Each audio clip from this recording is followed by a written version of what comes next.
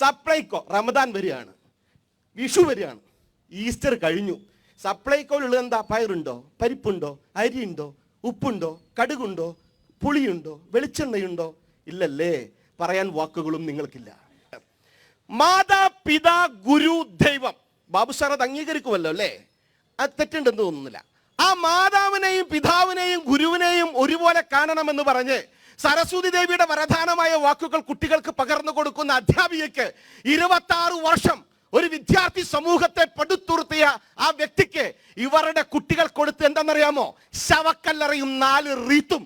എവിടെയാണ് സാർ നിങ്ങളുടെ ആ കുട്ടികൾക്ക് ആ സംസ്കാരം ആര് പഠിപ്പിച്ചു കൊടുത്തു? സിദ്ധാർത്ഥനെ കൊന്നവർക്ക്, തല്ലിക്കൊന്നവർക്ക് ആ സംസ്കാരം ഉണ്ടാവുള്ളൂ. ബികോം എഴുതാതെ എംകോം ജയിച്ചവർക്ക് ആ സംസ്കാരം ഉണ്ടാവുള്ളൂ. ഒറ്റ നോട്ടിൽ നിന്നെ പ്രസവിപ്പിച്ച് കളയുമെന്ന് പറഞ്ഞ സംസ്ഥാന സെക്രട്ടറി ഭരിക്കുന്ന SFIക്കും ആ സംസ്കാരം ഉണ്ടാവുള്ളൂ. ഞങ്ങൾക്കറിയാം.